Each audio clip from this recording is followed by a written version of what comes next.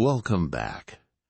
Tonight we're standing in the painted halls of Emperor Wu's palace, as silk maps reveal an empire beyond imagination. Not the simple trade routes of textbooks, but the brutal calculus of power beneath the merchant caravans. Just a story of 10 years of captivity, impossible distances, and the realization that silk roads are built not by merchants, but by emperors willing to extend their armies into the void. If you find calm in these ancient chambers of decision, I'd appreciate a like and subscribe. Drop a comment about which historical empire fascinates you most. There's something profound about knowing we're all connected across time zones, drawn together by the echoes of vanished kingdoms. So, lay back, dim the lights. Let's begin with Jiang Qian in chains, discovering that diplomacy and conquest are separated by the thinnest of silk threads. Chapter 3. Empires, Power, and Political Stability. The sun had barely crested the eastern mountains when the Chinese envoys first glimpsed the wide, muddy waters of the Oxus River flowing through the Central Asian steppes. Their small caravan, perhaps 50 men with twice as many horses and camels, had traveled for months through desert valleys and mountain passes, following routes that existed more as whispered directions between oasis towns than as marked roads. The morning air carried the chill of high altitude and the scent of wild sage, while their pack animals snorted clouds of vapor that dissipated quickly in the dry wind. Behind them stretched the impossible distances they had crossed since leaving the Han capital of Chang'an. Ahead lay the unknown western kingdoms that Emperor Wu had commanded them to reach. Sang Qian, the expedition's leader, was no ordinary traveler. He carried the imperial seal of the Han dynasty, and a mandate that would reshape the ancient world, to forge alliances with the great powers of Central Asia against their mutual enemies, the nomadic Xiongnu. As his party approached the river crossing, he could not have imagined that this diplomatic mission would birth the most important trade network in human history. The morning light revealed something extraordinary on the distant horizon, a dark line that seemed to shift and flow like a living thing.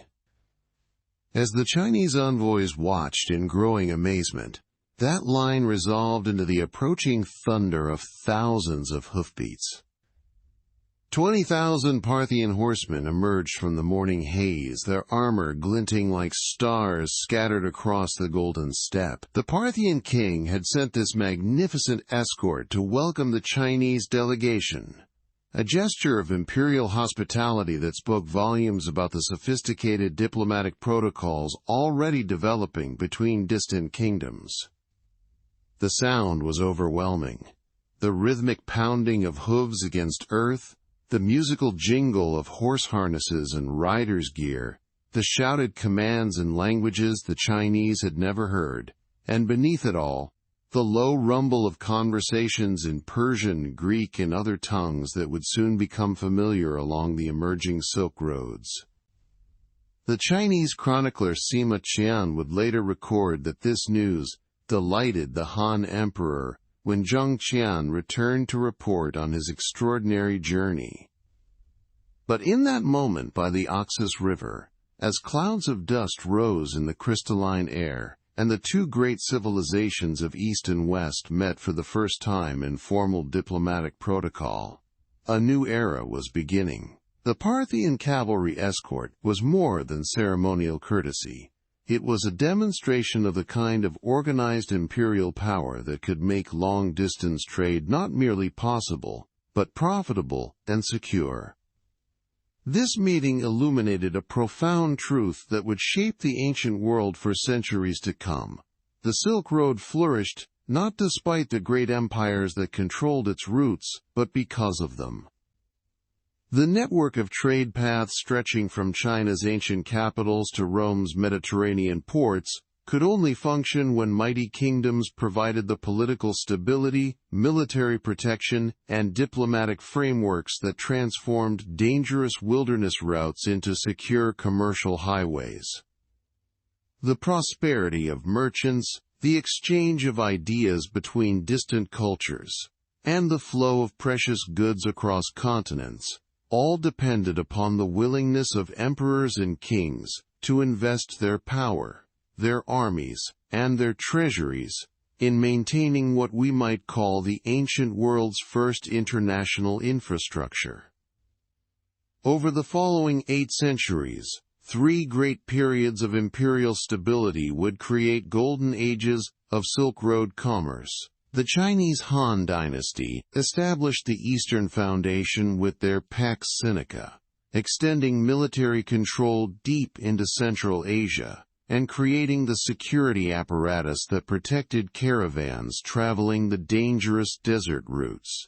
Contemporary with this eastern expansion, Rome's Pax Romana brought unprecedented stability to the Mediterranean world, creating demand for Eastern luxuries while building the roads, ports, and administrative systems that could handle transcontinental commerce. Between these two mighty empires, the Parthian and later Sassanid kingdoms controlled the crucial middle segments of the trade routes, developing sophisticated systems for protecting caravans while profiting from the transit trade that flowed through their territories. Later, the Mongol Empire would create the most extensive period of trade route security in history through their Pax Mongolica, unifying nearly the entire Silk Road under a single political authority for the first and only time. Each of these imperial periods brought distinct approaches to managing long-distance commerce, but all shared common characteristics: substantial military investment in route security, sophisticated diplomatic protocols for managing international trade relationships, and the administrative capacity to coordinate commercial policies across vast territories and diverse populations. The Han Foundation, Engineering an Empire's Reach. In the painted halls of Emperor Wu's palace at Chang'an, silk maps spread across lacquered tables showed a realm that extended far beyond anything previous Chinese rulers had imagined. When Jiang Qian returned from his epic journey to the Western kingdoms in 126 BCE, he brought intelligence that would transform imperial strategy. His reports described powerful kingdoms like Fergana, famous for their heavenly horses that sweated blood, sophisticated urban centers in Bactria, where Greek influences still lingered from Alexander's distant conquests, and most importantly, the vast Parthian Empire that controlled the routes leading toward the fabled Western lands. Emperor Wu received these reports in the gold-columned audience chamber of his palace, surrounded by the quiet rustle of silk robes worn by court officials and the soft scratch of brushes as scribes recorded every detail. The air was perfumed with sandalwood incense rising from bronze vessels, while outside the latticed windows, the sounds of the imperial city continued. The calls of street vendors, the rumble of ox-drawn carts, and the rhythmic chanting from nearby Buddhist monasteries that were beginning to appear in the Chinese capital. The emperor's decision to commit substantial military resources to securing Western trade routes marked a revolutionary shift in Chinese imperial policy.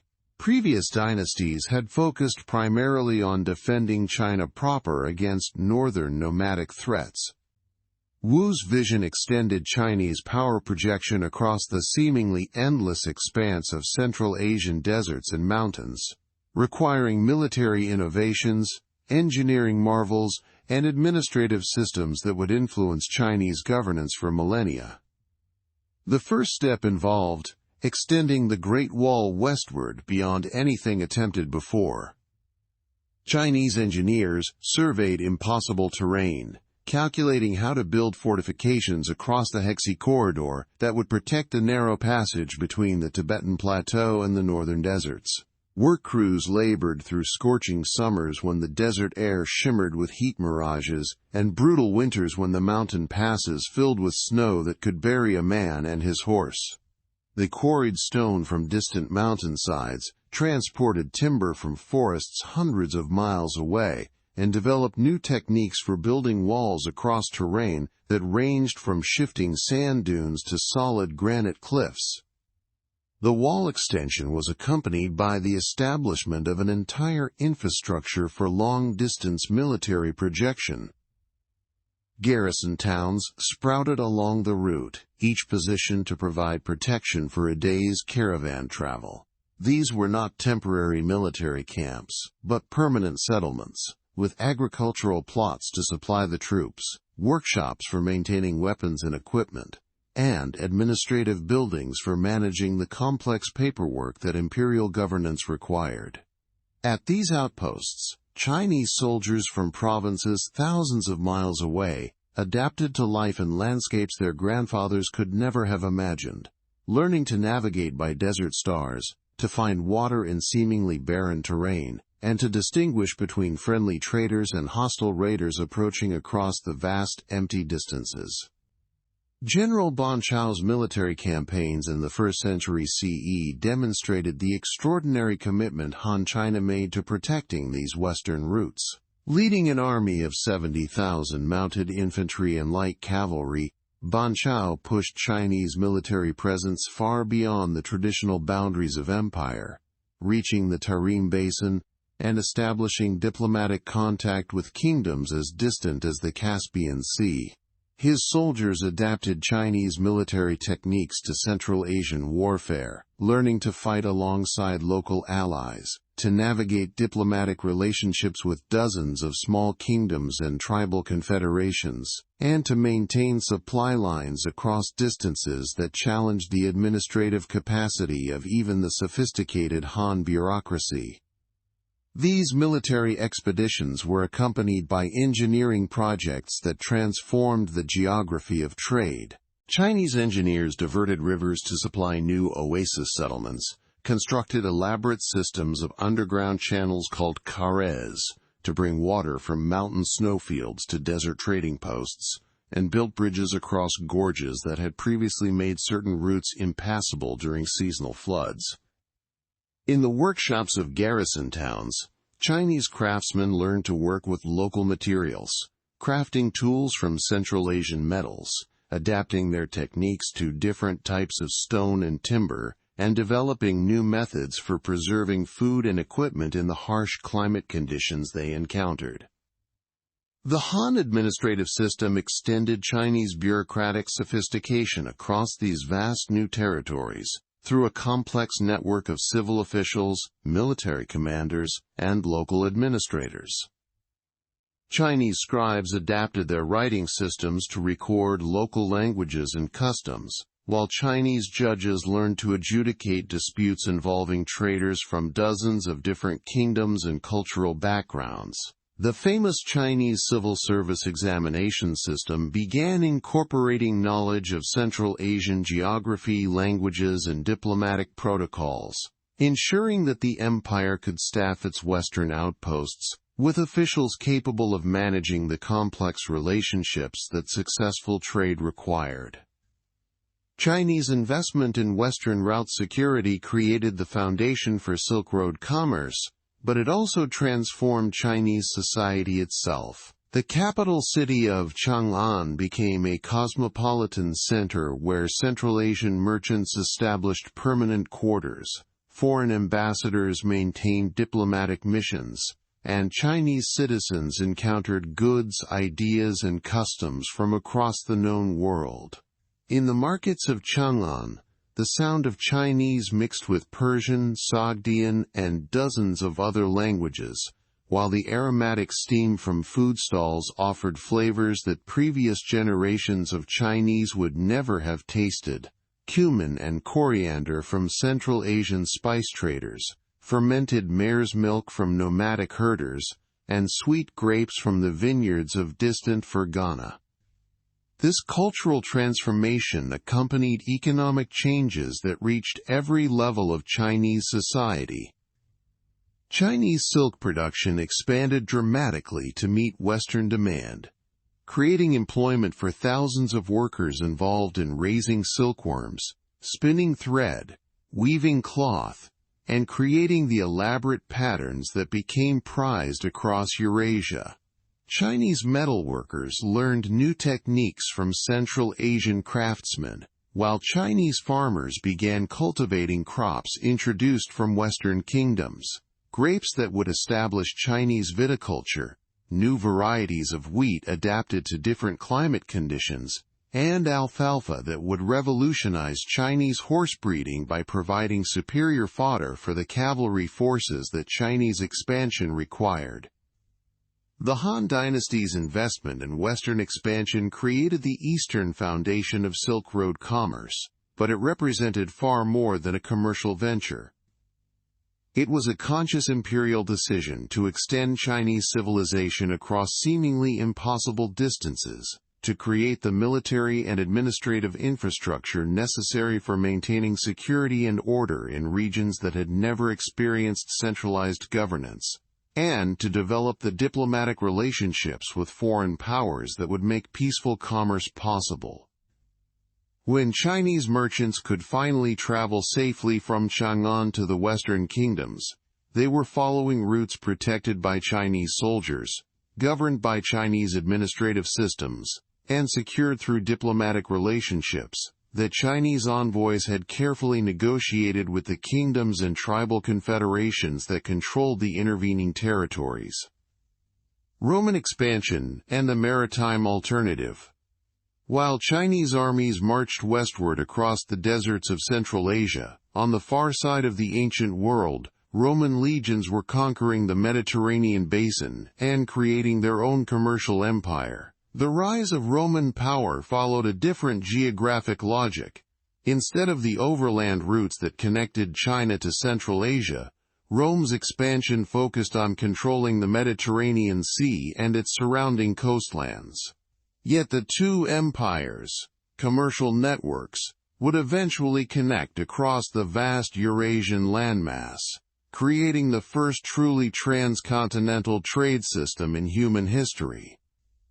Augustus Caesar stood on the marble terraces of Alexandria's great harbor as Roman engineers directed the expansion of dock facilities that would accommodate the growing fleet of vessels sailing to India and beyond. The morning sun cast golden light across the water, illuminating dozens of ships in various stages of preparation, their holds being loaded with Roman glass, wine, and precious metals, their sails being checked for the long journey across monsoon-swept seas. The air carried the mingled scents of tar and rope from ship maintenance, exotic spices from warehouses storing goods that had arrived on previous voyages, and the salt tang of Mediterranean breezes that would carry these vessels toward the Red Sea and the broader Indian Ocean. Augustus's strategic vision for Eastern commerce reflected both opportunity and necessity. Roman conquest of Egypt in 30 BCE had given the empire control over the traditional routes connecting the Mediterranean with Indian Ocean trade, but the existence of the hostile Parthian Empire made overland routes to Central Asia and China politically complicated and economically risky. Rather than challenge Parthian control directly, Augustus chose to bypass the land routes entirely by developing Rome's maritime commercial capacity. This decision would prove to be one of the most successful commercial strategies in ancient history, generating wealth that funded Roman expansion while creating diplomatic and cultural connections that extended Roman influence far beyond the empire's political boundaries. The development of Roman Indian Ocean commerce required technological innovations that pushed the boundaries of ancient navigation and shipbuilding. Roman engineers studied the seasonal patterns of monsoon winds, learning to time voyages so that ships could ride favorable winds eastward during the summer months and return westward on the winter monsoons. They developed new techniques for preserving fresh water during long sea voyages, created navigational instruments adapted to Indian Ocean conditions, and designed ship modifications that could handle the different wave patterns and weather conditions they encountered beyond the Red Sea. In the bustling shipyards of Alexandria, Roman craftsmen worked alongside Egyptian boat builders, Greek navigational experts, and Arab mariners who brought generations of Indian Ocean sailing experience. The workshops echoed with the sounds of construction, the rhythmic hammering of shipwrights, the scraping of planes, smoothing timber, and the calls of supervisors coordinating the complex process of building vessels that could survive months at sea while carrying valuable cargoes. The ships that emerged from these yards represented a fusion of Mediterranean shipbuilding traditions with innovations learned from the diverse maritime cultures that Roman expansion had encountered. Roman maritime commerce succeeded on a scale that amazed contemporary observers. By the 1st century CE, over 100 Roman ships sailed for India each year, carrying Mediterranean products and returning with silk, spices, precious stones, and other luxury goods that commanded extraordinary prices in Roman markets. The profits from a single successful voyage could fund entire commercial enterprises, while the cumulative wealth generated by Indian Ocean trade contributed significantly to the prosperity of the Pax Romana period. The Roman approach to managing long-distance commerce differed significantly from the Chinese model of direct military and administrative control. Instead of extending Roman political authority over the territories through which trade passed, Roman strategy focused on controlling key ports and sea routes, while maintaining diplomatic relationships with the kingdoms and city-states that controlled inland trade networks. Roman merchants established trading posts in Indian ports, like Barbaricum and Barragazza, where they built warehouses, maintained permanent representatives, and developed commercial relationships with local rulers and merchant communities. These trading posts became cultural melting pots, where Roman traders learned local languages and customs, while local merchants acquired knowledge of Roman commercial practices and Mediterranean market conditions. In the markets of Indian ports, Latin mixed with local languages, while Roman architectural styles influenced local building projects and local artistic traditions began appearing in the goods that Roman merchants carried back to Mediterranean markets. The aromatic air of these trading centers carried the scents of cardamom and black pepper from inland spice gardens, frankincense from Arabian trading partners, and the rich smell of Chinese silk that had traveled overland routes before reaching Indian ports for transshipment to Roman markets. Roman investment in port infrastructure transformed the geography of Indian Ocean commerce. Roman engineers applied their sophisticated knowledge of harbor construction to improve port facilities throughout the network, building breakwaters to protect anchored ships from seasonal storms, constructing warehouses designed to preserve valuable goods in tropical climates, and creating the administrative buildings necessary for managing the complex paperwork that international commerce required. At major ports like Berenike on the Red Sea coast, archaeologists have uncovered evidence of the extensive Roman infrastructure that supported this trade. Sophisticated water systems that supplied fresh water to visiting ships, residential quarters for Roman merchants and their families, and temple complexes, where traders from various cultures could perform the religious observances that ancient commerce required. The success of Roman maritime commerce created demand for overland connections that would eventually link Roman markets, with the Chinese trade networks developing simultaneously at the eastern end of Eurasia. Roman merchants began purchasing Chinese silk in Indian markets, paying premium prices for goods that had already traveled thousands of miles overland before reaching Indian Ocean ports. This indirect trade relationship created economic incentives for developing more direct connections, but the continued hostility between Rome and Parthia meant that such connections remained politically impossible throughout most of the classical period. Roman commercial success also stimulated infrastructure development throughout the empire that facilitated long-distance trade. The famous Roman road system, which eventually included over 50,000 miles of paved highways, was designed primarily for military purposes, but proved equally valuable for commercial transport.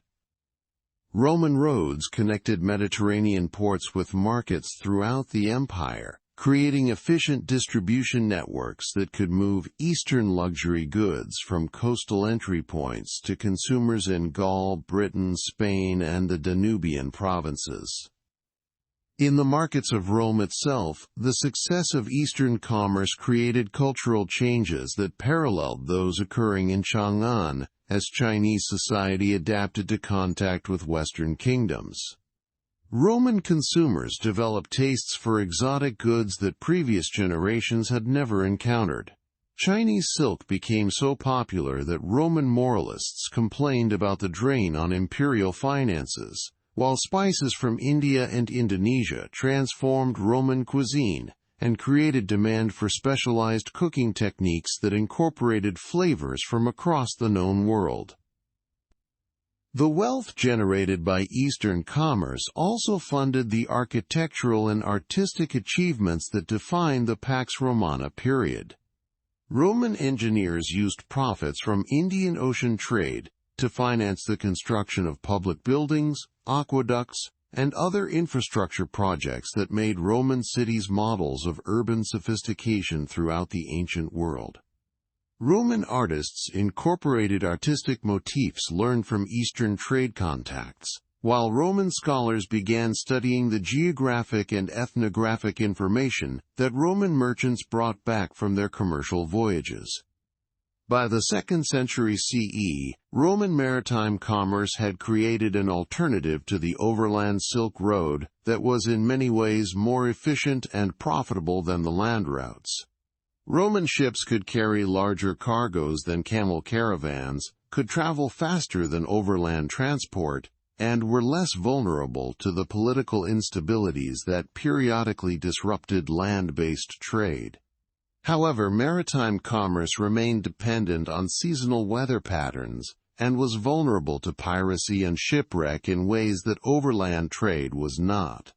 The two systems became complementary rather than competitive, with merchants choosing routes based on seasonal conditions, political circumstances, and the specific requirements of their cargoes. The Parthian Gateway, masters of the middle ground. Between the expanding Chinese Empire in the east and the growing Roman power in the west, the Parthian Empire occupied the crucial middle ground that would determine whether transcontinental trade could develop beyond occasional diplomatic exchanges into regular commercial relationships. The Parthians inherited this strategic position partly by geographic accident. Their territory included the natural routes connecting the Iranian plateau with both Central Asia and Mesopotamia. But they transformed geographic advantage into political and economic dominance through sophisticated understanding of international commerce and diplomatic relationships. In the magnificent audience hall of Ctesiphon, the Parthian capital, King Mithridates II received reports from his commercial agents stationed throughout the empire. The vaulted chamber was decorated with silk hangings that displayed the wealth generated by transcontinental trade. Chinese silk embroidered with Persian motifs, Indian cotton dyed with colors that seemed to glow in the lamplight, and Roman glassware that reflected the flames of oil lamps like captured stars. The king sat on a throne carved from a single piece of lapis lazuli, while around him stood ministers whose robes indicated their diverse origins: Persian nobles, Greek-educated administrators, and Central Asian tribal leaders who had allied themselves with Parthian power. The reports described a commercial network that was generating unprecedented wealth for the Parthian treasury. Caravans arriving from Chinese territory carried silk, jade, and other luxury goods that commanded extraordinary prices in Western markets, while merchant expeditions departing for Roman territories transported these goods, along with Persian products, fine carpets, metalwork, and the famed Persian horses that Roman cavalry units prized above all others. The Parthian system for managing this trade balanced profit maximization with the diplomatic relationships necessary for maintaining peaceful commerce across territories controlled by potentially hostile neighbors. Parthian commercial policy reflected sophisticated understanding of international economics and political relationships. Rather than simply taxing caravans that passed through their territory, the Parthians developed an integrated system that combined transit fees with value-added services that made their routes attractive to international merchants. Parthian authorities maintained roads, provided security escorts for valuable cargoes, and offered commercial services, money changing, cargo insurance, and market information that reduced the risks and costs associated with long-distance trade. The Parthian escort system demonstrated their commitment to trade route security. When valuable caravans entered Parthian territory, they were met by cavalry units that provided both protection and ceremonial honor. These escorts were not merely symbolic. They represented substantial military investment in commercial security, with trained soldiers who knew the routes, understood the diplomatic protocols necessary for safe passage through territories controlled by various tribal groups, and possessed the military capability to deter or defeat the bandits and raiders who posed constant threats to merchant caravans. Chinese sources record the sophistication of Parthian diplomatic protocols when Zheng Qian's mission reached Parthian territory in the 2nd century BCE. The Parthian king sent 20,000 horsemen to escort the Chinese delegation, a gesture that impressed Chinese observers while demonstrating Parthian military capacity and organizational sophistication. This escort was more than diplomatic courtesy. It established precedents for the protection of Chinese commercial interests that would govern Parthian-Chinese trade relationships for centuries. The Parthian approach to managing transcontinental commerce required delicate balancing of relationships with the great powers whose territories bordered their own. Parthian diplomacy maintained peaceful commercial relationships with China, while simultaneously engaging in periodic warfare with Rome over control of Armenian and Mesopotamian territories. This dual relationship, commercial cooperation with the East, military competition with the West, required diplomatic sophistication that few ancient kingdoms possessed. Parthian cities along the trade routes became cosmopolitan centers, where merchants from across Eurasia established permanent commercial relationships. In markets like Merv and Ecbatana, the sounds of commerce included Chinese, Persian, Greek, Latin, and dozens of Central Asian languages, while the aromatic air carried scents from across the known world: sandalwood from India, cinnamon from Indonesia, frankincense from Arabia, and the distinctive smell of Chinese silk that had become synonymous with luxury throughout the ancient world. The Parthian position as intermediaries between East and West created wealth that funded architectural and artistic achievements that reflected their diverse cultural connections. Parthian palaces incorporated Chinese silk hangings, Roman glassware, Indian precious stones, and Persian craftsmanship into decorative schemes that represented the first truly international artistic style in human history. Parthian cities featured architecture that combined elements from various traditions: Chinese roof techniques, Roman engineering methods, Persian decorative motifs, and local building materials that created distinctive styles that influenced construction throughout Central Asia. Parthian commercial success also required military capabilities that could protect their trade networks from the various threats that periodically disrupted transcontinental commerce.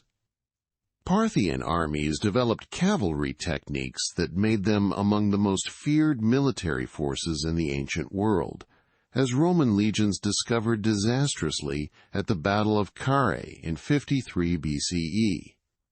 The Parthian victory over Crassus demonstrated their military capability while simultaneously protecting their commercial interests by preventing Roman expansion into territories that controlled crucial segments of the trade routes. The Parthian system for managing international commerce included sophisticated financial mechanisms that facilitated long-distance trade. Parthian merchants developed early forms of credit arrangements that allowed commercial ventures to be financed across the vast distances and extended time periods that transcontinental trade required. These financial innovations included systems for currency exchange that handled the complex problems created by the different monetary systems used by Chinese, Roman, Persian, and Central Asian commercial partners. Parthian religious policies also contributed to their commercial success. Unlike empires that imposed their religious beliefs on subject populations, the Parthians maintained tolerant policies that allowed various religious communities to coexist peacefully within their territories. This tolerance was not merely humanitarian. It reflected practical understanding that international commerce required cultural environments where merchants from diverse backgrounds could operate comfortably while maintaining their own customs and religious observances. The Parthian Empire's eventual fall to the Sassanids in 224 CE marked the end of one phase of transcontinental commerce, but not the end of Persian control over the middle segments of the Silk Road. The Sassanid Empire that replaced Parthian rule continued many of the same commercial policies, while introducing new administrative efficiencies that further enhanced the profitability and security of transcontinental trade. The continuity of Persian commercial policy across the transition from Parthian to Sassanid rule demonstrated the fundamental economic logic that made control of the middle routes so valuable that no Persian dynasty could afford to neglect the commercial relationships that generated such substantial wealth for their treasuries. The Mongol Revolution, Continental Unity. 7 centuries after the Sassanids replaced Parthian rule over the middle segments of the Silk Road, a new force emerged from the Central Asian steppes that would transform transcontinental commerce in ways that previous empires had never achieved. The Mongol Empire, at its height in the 13th and 14th centuries, unified nearly the entire Silk Road under a single political authority for the first and only time in history. This unprecedented continental unity created the most extensive period of trade route security that the ancient world would ever experience, generating prosperity that reached from the courts of European kings to the markets of Chinese cities. In the felt-walled pavilion that served as his mobile court, Genghis Khan received reports from his generals describing conquests that had exceeded even his ambitious vision of empire. The pavilion was furnished with the spoils of conquest: Chinese silk carpets, Persian metalwork, Central Asian furs, and European weapons that represented the diverse territories now under Mongol control. The air was scented with mare's milk and the smoke from dung fires that provided warmth in the high steppes, while outside, the sounds of the Mongol camp continued: horses nickering, felt being beaten clean, and the voices of administrators speaking the dozen languages necessary for governing the vast territories that Mongol conquest had brought under unified control. The Mongol approach to managing transcontinental commerce differed fundamentally from the systems that previous empires had developed. Instead of controlling limited segments of trade routes while negotiating diplomatic relationships with neighboring powers, the Mongols controlled virtually the entire overland network from Eastern Europe to the Pacific Ocean. This unprecedented territorial unity eliminated many of the political complications that had previously made long-distance trade risky and expensive. while creating opportunities for administrative innovations that dramatically improved the efficiency and security of commercial transport.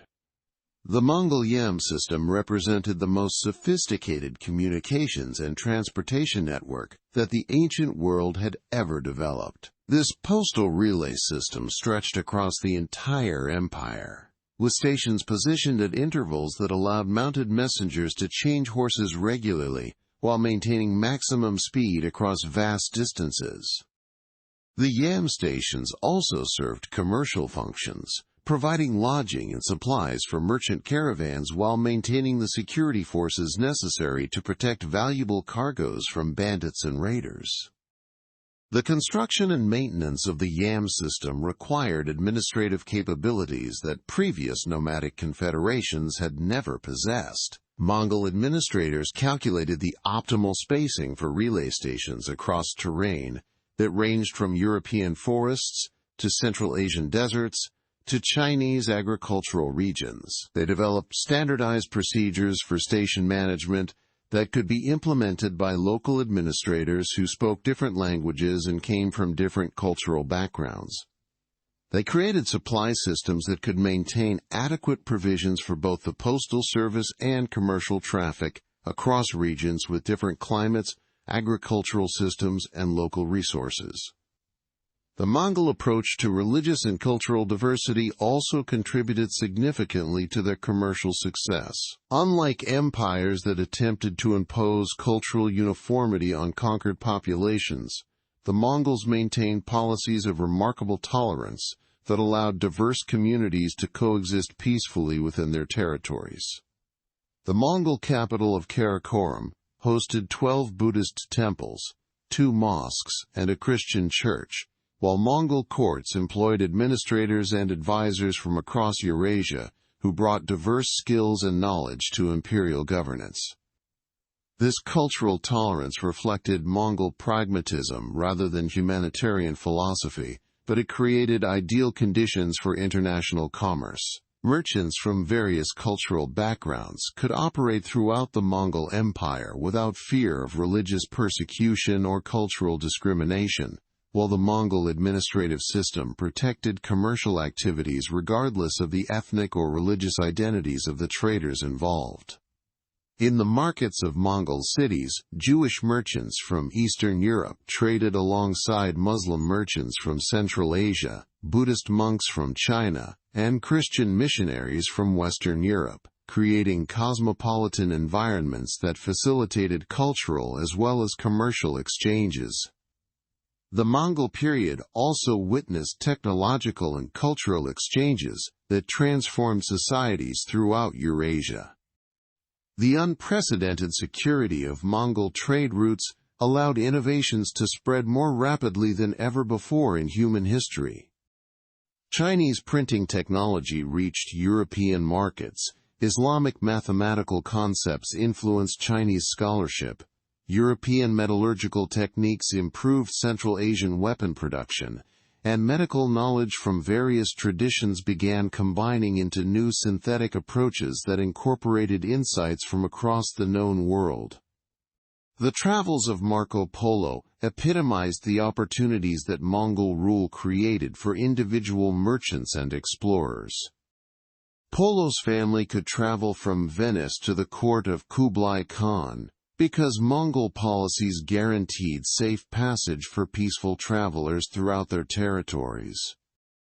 The detailed observations that Polo recorded during his years in China were possible because Mongol administrators provided the protection and logistical support necessary for extended residence in distant territories, while Mongol tolerance allowed European visitors to observe and participate in Chinese cultural and commercial activities.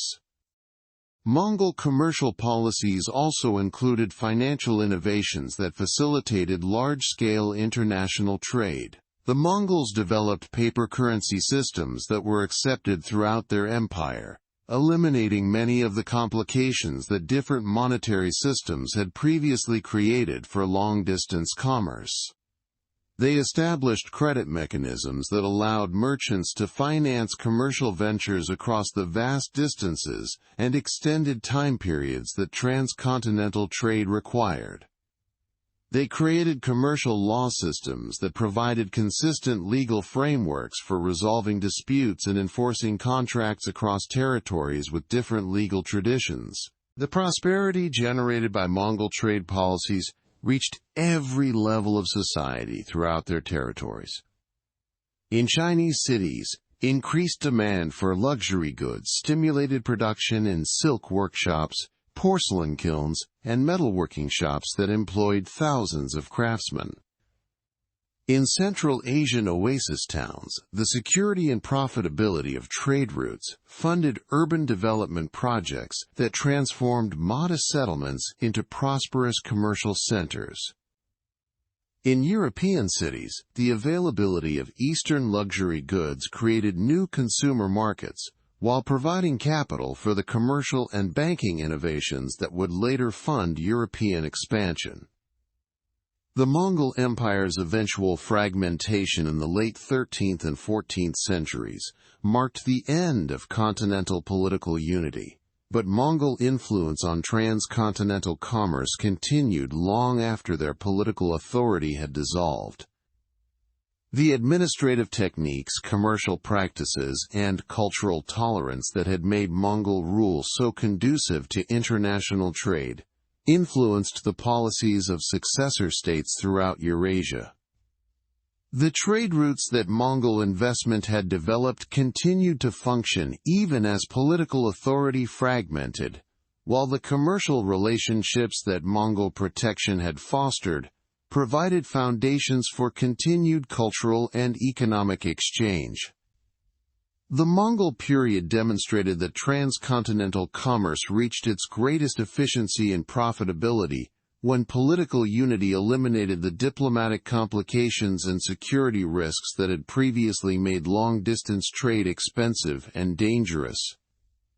However, the Mongol achievement also revealed the administrative challenges involved in maintaining unified control over such vast territories, with diverse populations, different economic systems, and varying geographic conditions.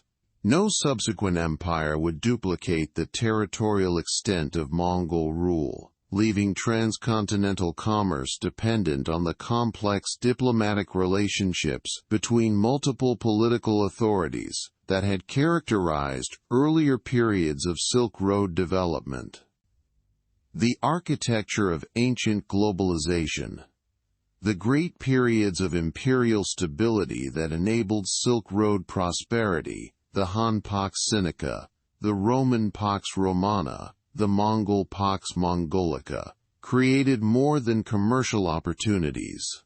They constructed the first global infrastructure in human history, connecting distant civilizations through networks of roads, diplomatic protocols, administrative systems, and cultural institutions that made regular exchange possible across previously impossible distances.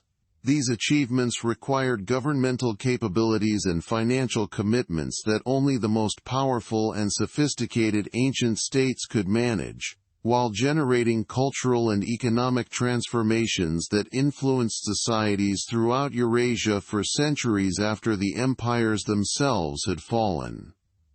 The administrative challenges involved in maintaining transcontinental trade routes exceeded anything that ancient governments had previously attempted. Chinese officials had to learn Central Asian languages and diplomatic customs to negotiate with dozens of kingdoms and tribal confederations, whose cooperation was essential for route security. Roman administrators had to develop new commercial law systems that could govern trade relationships with partners who operated under completely different legal traditions.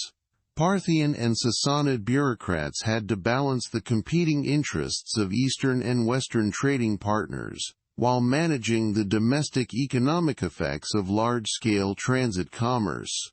Mongol officials had to create administrative unity across territories with different languages, religions, currencies, and governmental traditions.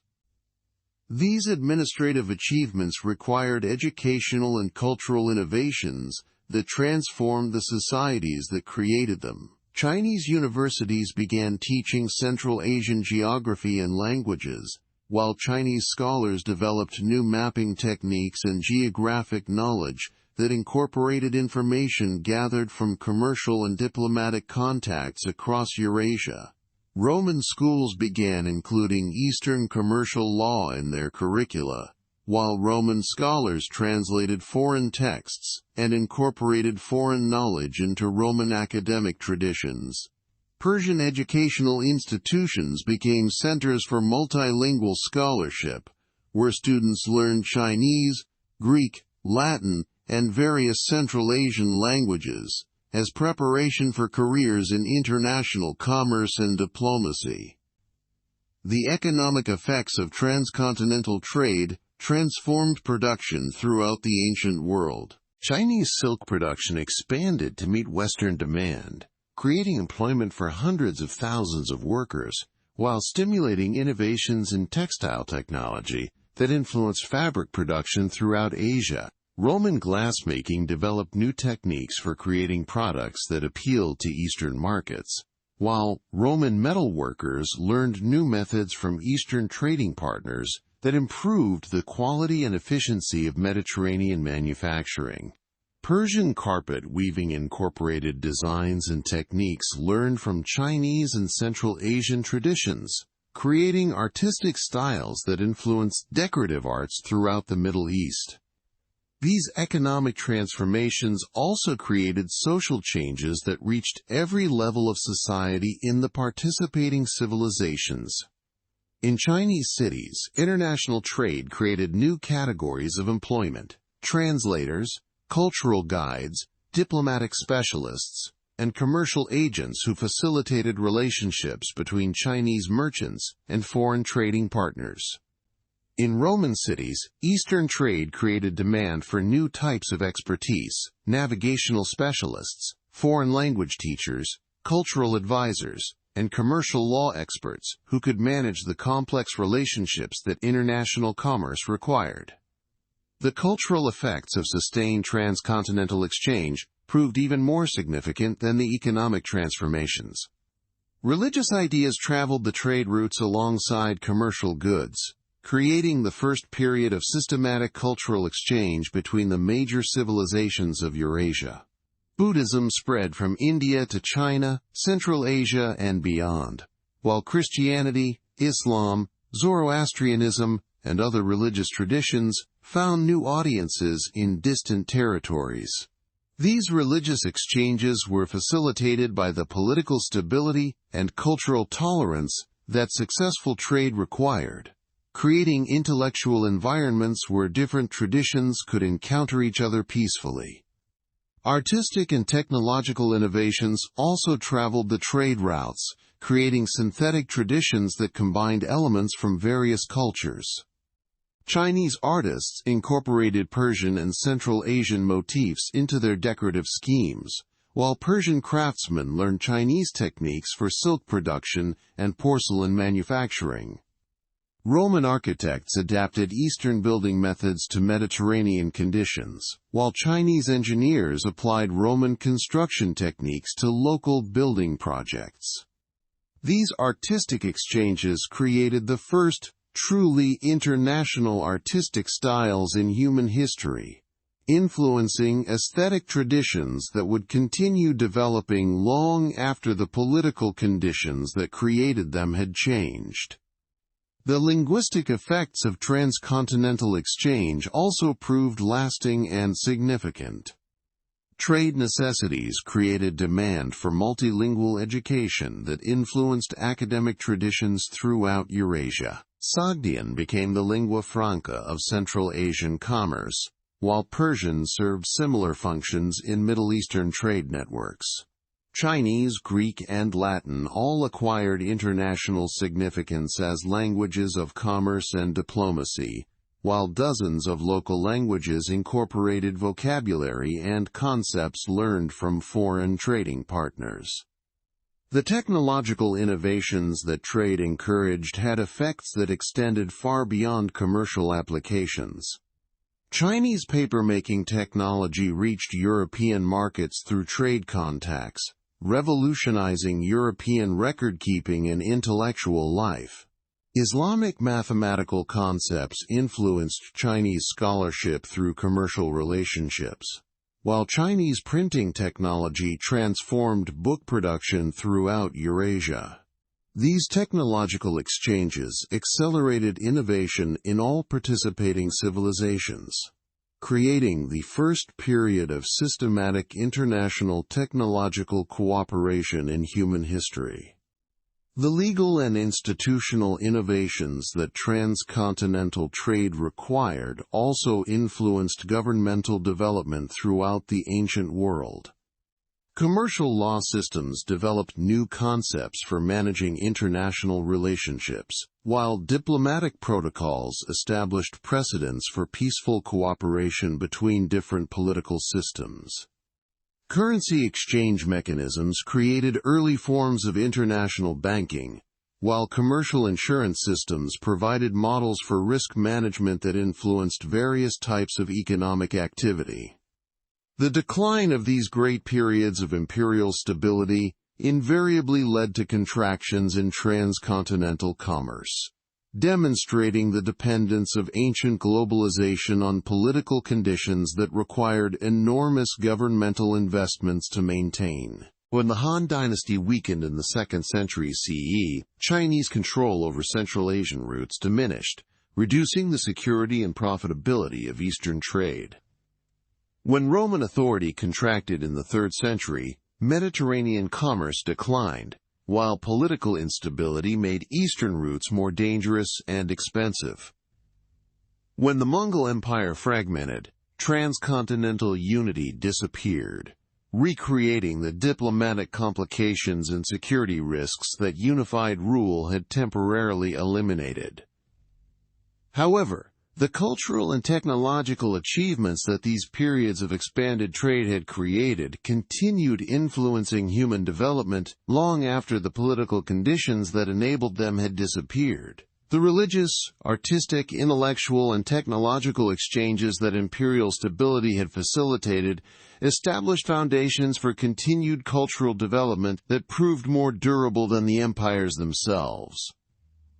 The administrative techniques, commercial practices, and diplomatic protocols that transcontinental trade had required provided models for international cooperation that influenced later periods of expanded exchange. The geographic knowledge, linguistic skills, and cultural understanding that trade had necessitated created educational traditions that continued developing even when political fragmentation made practical application more difficult. The periods of imperial stability that enabled Silk Road prosperity demonstrated both the possibilities and the limitations of ancient attempts at creating international order. When powerful governments committed the military, administrative, and financial resources necessary for maintaining transcontinental security, the resulting commercial and cultural exchanges generated prosperity and innovation that benefited societies throughout Eurasia. However, these achievements required governmental capabilities that few ancient states possessed, and financial commitments that even the wealthiest empires found difficult to sustain indefinitely. The legacy of these ancient experiments in international cooperation extended far beyond their immediate historical contexts. The precedents they established for diplomatic cooperation, commercial law, cultural tolerance, and administrative coordination provided foundations for later attempts at creating international order. The geographic knowledge they generated, the technological innovations they encouraged, and the cultural understanding they fostered influenced human development in ways that continued long after the specific political conditions that created them had disappeared. The enduring pattern of power and prosperity. As evening shadows lengthened across the ancient world, from the walls of Chang'an to the harbors of Alexandria, from the markets of Sisyphon to the felt palaces of Mongol Khans, the pattern remained consistent. Where great powers provided stability, commerce flourished. Where political authority weakened, trade contracted, and cultural exchange diminished. The Silk Road was not simply a network of trading paths connecting distant civilizations. It was the physical manifestation of political relationships between empires, the concrete expression of diplomatic cooperation, and the tangible result of enormous governmental investments in international infrastructure.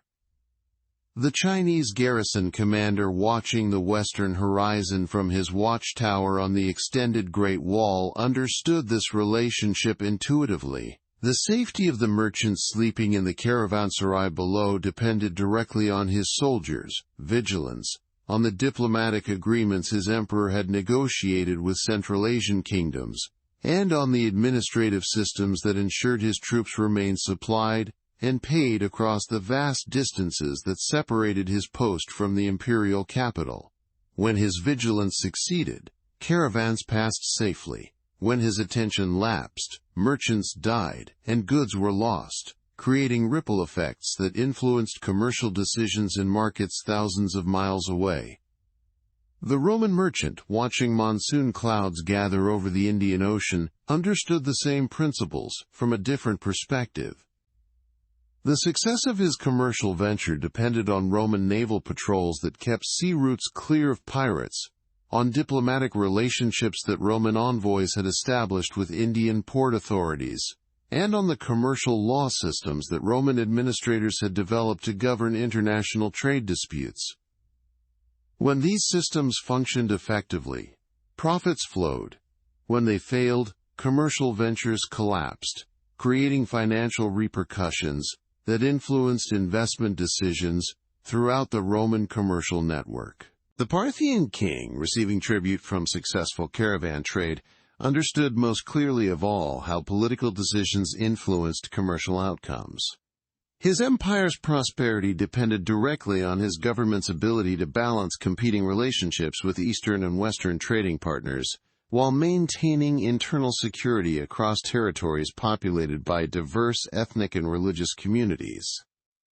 His diplomatic protocols, military deployments, and administrative policies determined whether transcontinental commerce would flourish or decline, creating economic consequences that influenced the welfare of millions of people throughout Eurasia.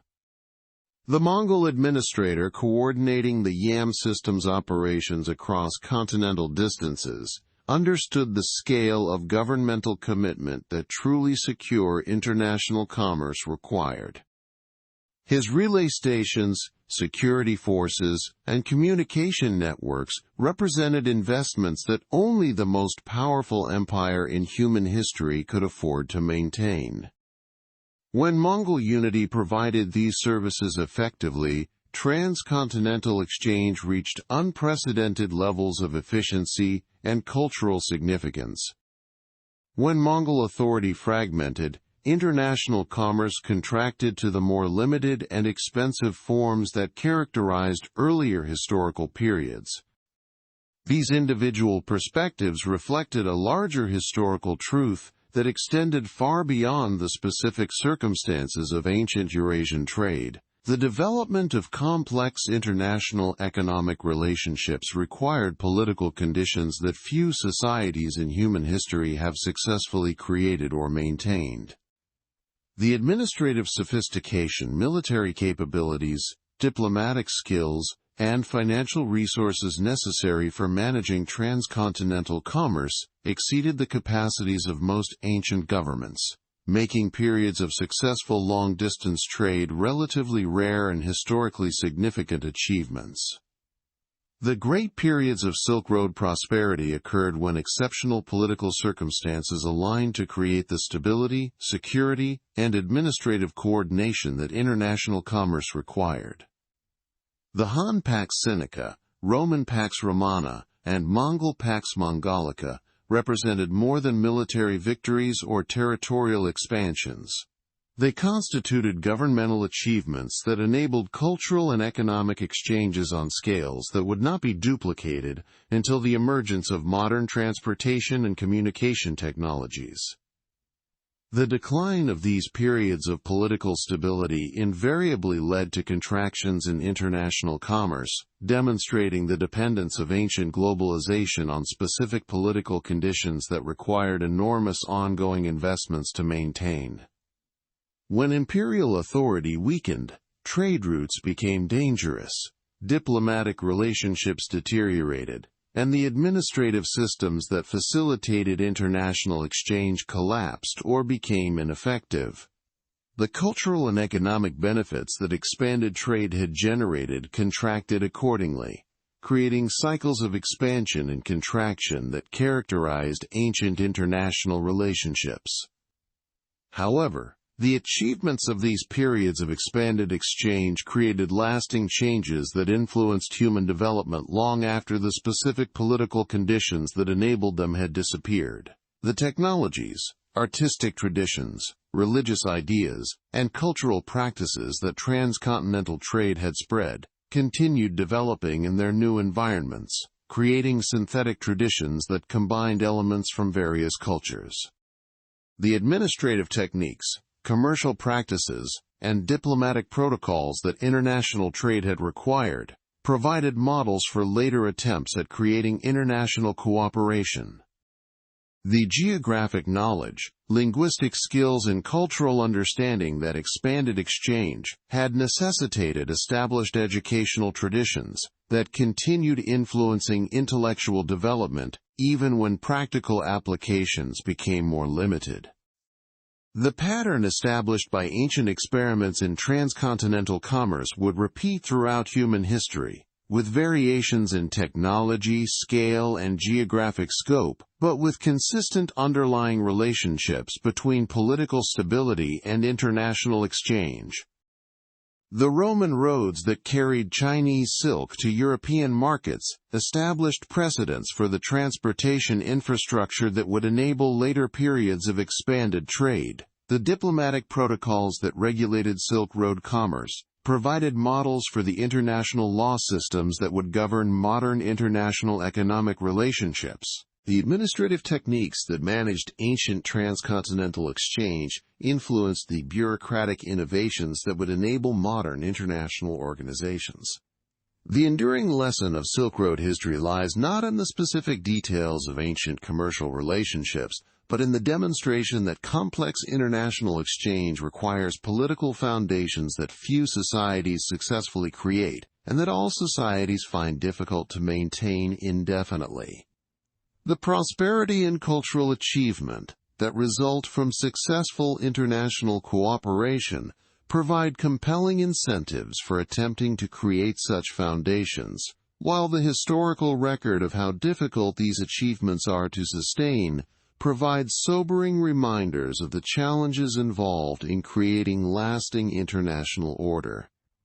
As night fell across the ancient world, the lights flickering in garrison watchtowers, palace windows, and merchant caravanserais represented more than individual human activities. They marked the nodes of a network that connected distant civilizations through shared commitments to the political cooperation that made peaceful exchange possible. When those lights burned brightly, supported by the military, administrative, and diplomatic investments that effective governance required, the benefits flowed to societies throughout Eurasia.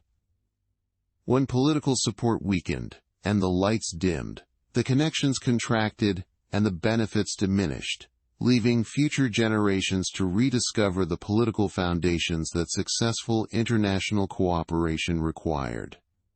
The story of empires, power, and political stability along the Silk Road thus becomes a meditation on the eternal tension between the human desire for connection across vast distances and the political challenges involved in creating the conditions that make such connections possible.